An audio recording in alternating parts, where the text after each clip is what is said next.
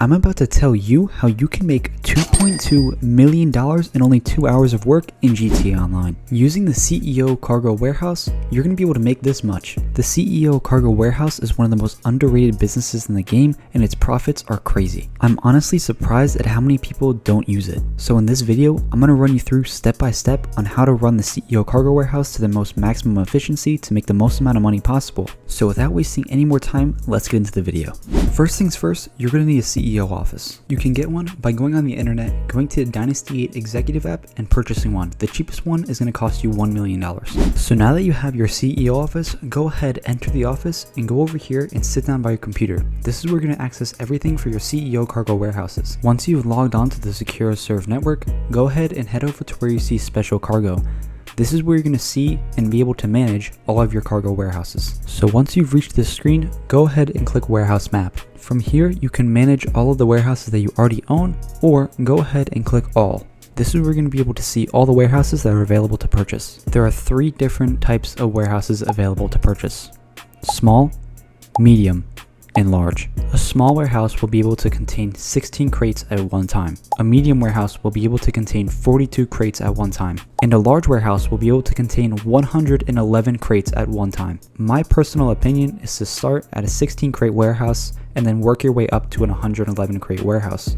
However, this does not mean that if you have enough money, you can't just go straight for an 111 crate warehouse. So like I said, if you're a beginning player, go ahead and get yourself a 16 crate warehouse. The cheapest one is about $400,000. However, if you're already an experienced player and you have enough money, go ahead and buy a large warehouse. The cheapest one will cost you $1.9 million. The warehouses that you own will show up as a green tab, and the warehouses that you don't own will show up as a red tab. So now that you own a cargo warehouse, let's talk about filling it up. When sourcing crates, you always want to go for sourcing 3 crates. This is going to cost you $18,000. There are a variety of missions that you can get when sourcing 3 crates. Sometimes it may only require you to use 1 vehicle. However, sometimes it may require you to gather and collect all 3 crates. Although it may require you to get 3 crates, all these missions are solo friendly and doable within 5 to 10 minutes. With that being said, let me go ahead and start to walk you guys through some of the missions that you can get when sourcing 3 crates for your cargo warehouse. Once you've paid the $18,000, you're going to be prompted to leave your desk and exit the office. From here, I like to go to my assistant and request my Oppressor Mark II.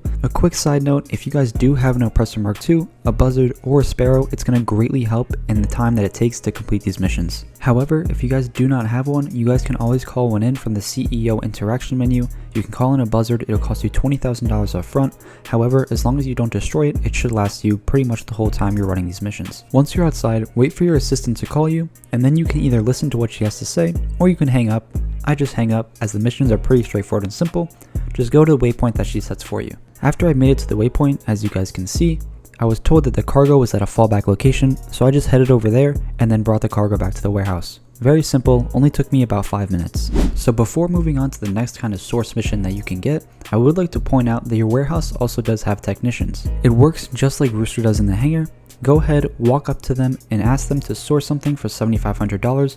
They will bring you back between 1 and 3 crates in 48 minutes, which is 1 in-game day. So now that you've assigned your warehouse technicians and sourced your first 3 crates for your warehouse, let me walk you through the next kind of mission that you can get. In this mission, I was given 3 crates to collect and bring back to the warehouse. I had to go to the cargo ship, pick up the crates, and bring them back to the warehouse. Yes, this one was very tedious, but trust me, it only took me 8 minutes, so like I said, these missions should take you about 5 to 10 minutes each time. So guys, these missions are pretty straightforward, and I'm not going to walk you through every single one, I'll just walk you through one more. In this mission, I had to head over to the Lost MC hideout and collect the vehicle that was carrying all 3 crates. So after taking out everyone that stood in my way, I went ahead, grabbed the vehicle, and brought it back to the warehouse. Those are only a few of the missions that you can get when sourcing crates.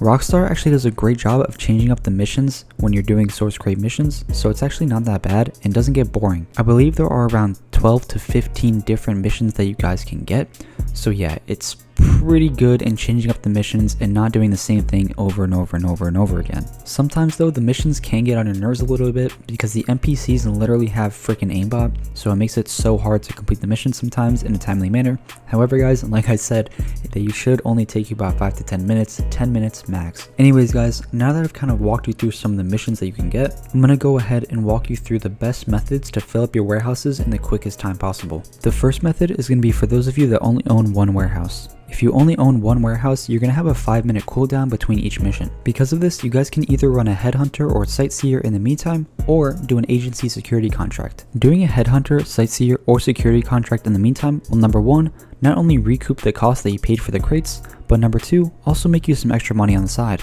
When I only owned one warehouse, I would use this method all the time. If you guys own 2 warehouses, it's really simple. All you need to do is just cycle between the warehouses when sourcing crates. The cooldown should be done by the time you finish one mission, so you can start the next mission for the other warehouse. Last time I timed myself, it took me about 2 hours and 10 minutes to fill up my one large warehouse.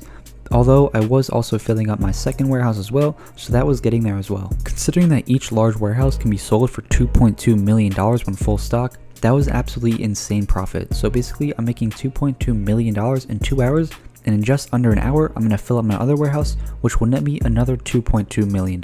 So now that our warehouses are full, let me walk you through the sell missions. Go ahead, go over to the computer in your warehouse and access the network where you're going to be able to see and sell all of your cargo. There are 3 different kinds of sell missions that you can get. Ones with trucks, ones with planes, and ones with boats. All of them are pretty straightforward. You're just going to have to take the trucks to a drop-off or do deliveries with the trucks. You're going to have to take the boat to a drop-off, and you're going to have to do deliveries for the planes. If you're doing a full large warehouse sale as a solo player, I would definitely advise against joining a public lobby to try and get that public lobby bonus. Reason being is that it's a lot of stuff to sell as a solo player, and you're probably going to be encountered with griefers if 2 of your products are just sitting there doing nothing. However, if you have a small or medium warehouse, I would definitely recommend trying to get that public lobby bonus, as you're going to have better sell missions. You should only have about 1 to 2 vehicles. Anyways guys, at the end of the sale, you guys are going to see that I'm going to make $2.2 million. That's about $1.1 million per hour of work. In this next sell mission, I got the tugboat, and it was a really simple drop off. I just had to take out a few bad guys on the way.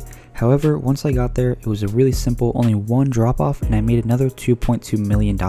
So essentially in about 3.5 hours worth of playing time, I made $4.4 million through these CEO cargo warehouses. That's right guys, $4.4 million in 3.5 hours worth of work. If you guys are still sleeping on the CEO cargo warehouses, don't. It's a great way for making money in GTA Online. So yeah, anyways guys, I hope you guys enjoyed this guide and use it to the best of your ability. If you have any questions, feel free to leave them in the comment section below and I'll answer them. If you guys got anything out of this video, a like is always greatly appreciated. Anyways guys, that's gonna be it for me. Peace out.